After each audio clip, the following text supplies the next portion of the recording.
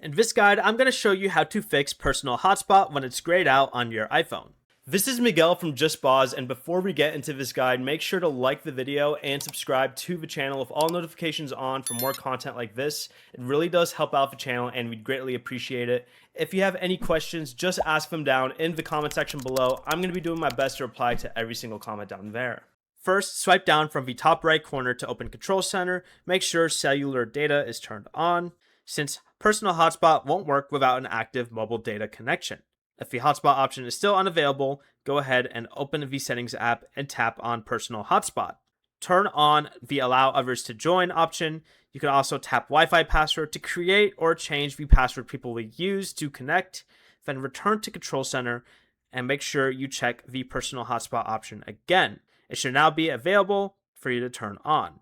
If it remains grayed out, confirm that your cellular plan supports hotspot use and that your SIM or eSIM is active. Before you leave, remember to like the video and subscribe to the channel with all notifications on for more content like this. It really does help out the channel and we'd greatly appreciate it. And if you did have any questions, just ask them down in the comment section below. I'm going to be doing my best to reply to every single comment down there. Peace.